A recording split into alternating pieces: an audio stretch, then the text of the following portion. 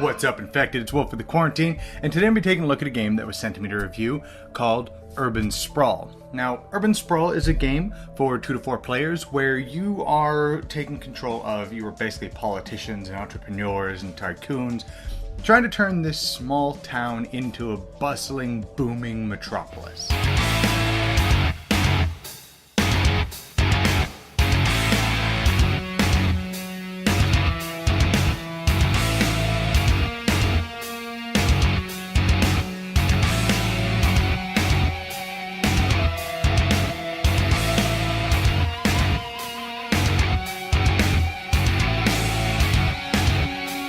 Now, playing a game of Urban Sprawl is actually really simple. Now, you wouldn't get that right out of the gates by, looking through this rulebook, and GMT is notorious for having very in-depth, very hard to read rulebooks, but they're usually pretty good about covering pretty much any questions you could have in the game. But you're going to wind up getting a little player aid right here, and this right here is basically how you play the game. It's very simple. So what you're going to do is on your turn, you do your investments phase. So you're going to have these cards that you're going to be getting that are basically build permits. They have little permits on them. You're going to take those and you're going to be using those to build buildings out on the board. But during the investments phase, you can, instead of get rid of as many as you want out of your hand, and there's a little number in the bottom right hand corner, and that's how much money you're going to get. Then you're going to go to the actions phase. So you're going to get 6 action points unless something in the game changes that or says otherwise. You're only ever going to have 6 action points. Now, along the left and the right side of the board, there are various cards that have victory points next to them, and if you want to take that card, that's just how many victory points it costs. So if I want the furthest down build permit, I can take that only costs 1, but then maybe I take the one above it as well, so that costs 2. So I've spent a total of 3.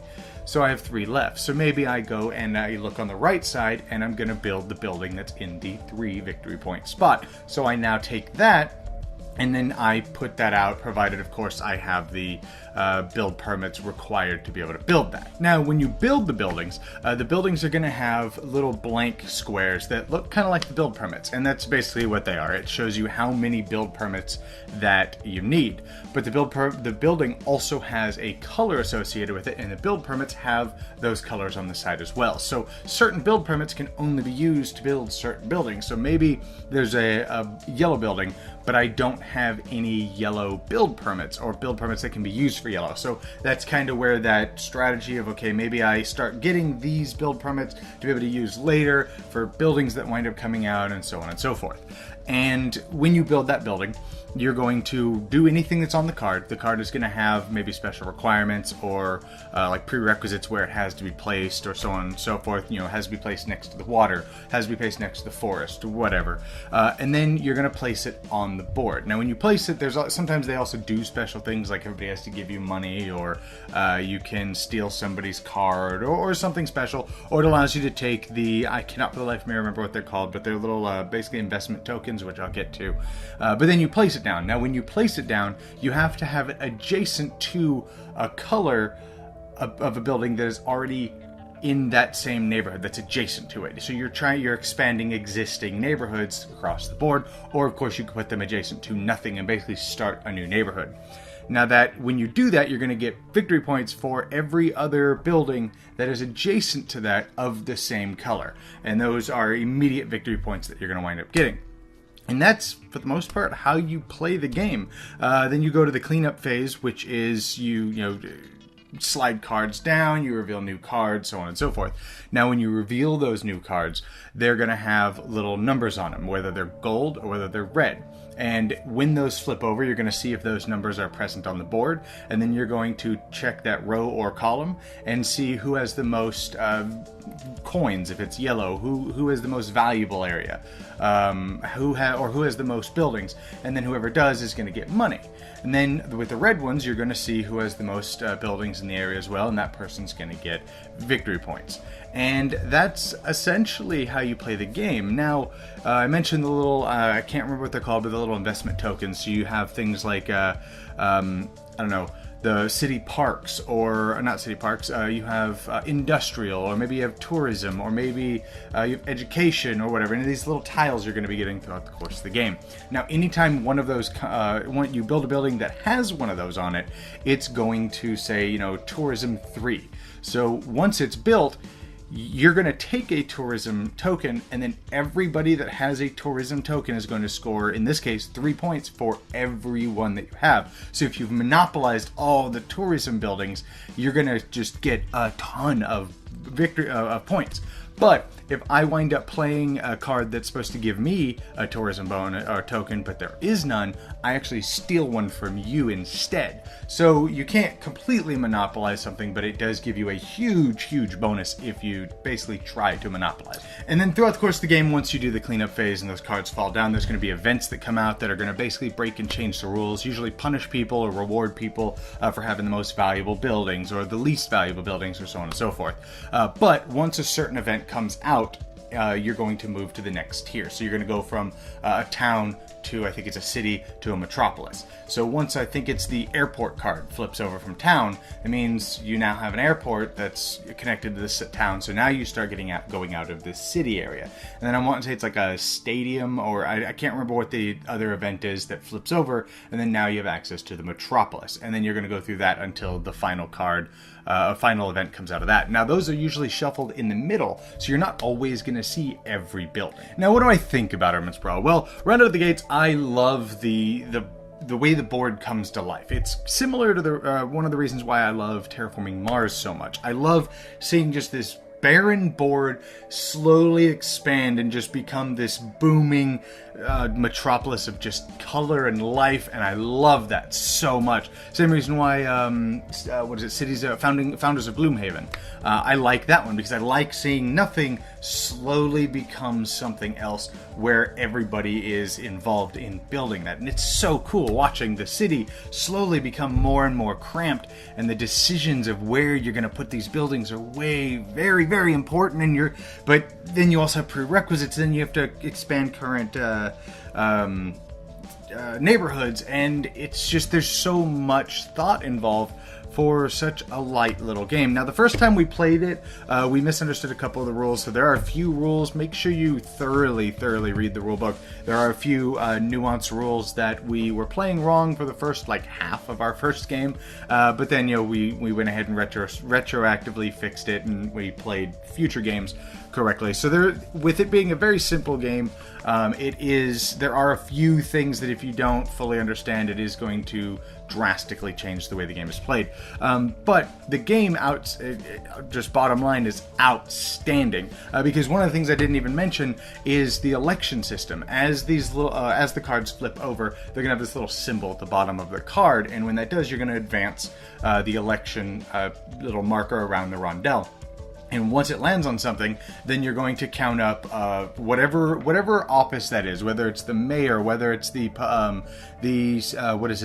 chief of police, or the Board of Education. I can't remember what it's actually called, but the person who's in charge of the education system. Once it's on that, you're going to count up, I think it's the chief of police, whoever has the most commercial buildings or residential buildings or something, gets that tile. And that tile just has a really strong power that just you get to do. I think it's the treasurer.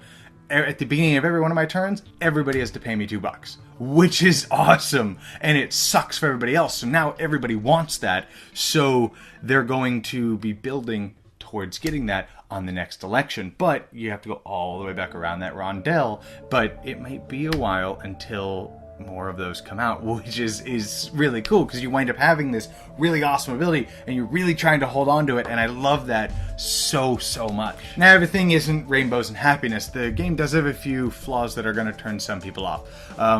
You could, in theory, get really screwed based on the cards that come out. But in our experience, because you are dealing with cards, so that is going to turn some people off. The component quality in it also is fantastic, but you are dealing with cards. So some people are going to be turned off by that, but we didn't really have that much of a problem with it. There were a few times where a card would come out, maybe I was looking for a certain type of card and to kind of complete my strategy, and I just none of the cards on my turn that would come out would help me. So instead, I would spend my whole turn just getting a bunch of build permits and passing turn and hoping that, you know, by the time it comes back around, something would come out. But part of the problem is if nobody's building buildings, they stagnate. They just sit there, which kind of sucks because sometimes some of the buildings that come out are either super expensive because when you build the buildings, you have to pay money equal to the cross section of where they are on the board, and maybe where you can build them for optimal points are just too expensive, or whatever the reason. Maybe they're not efficient right now, maybe it's super early and these are things that everybody has to pay you money for every house or something like that. And so you don't build those, but then because of that, the game doesn't move along. So that is also another bummer. And the last thing some people are going to probably have a problem with, which I don't, because again, I love games like Terraforming Mars and Founders of Gloomhaven. The game is super fiddly.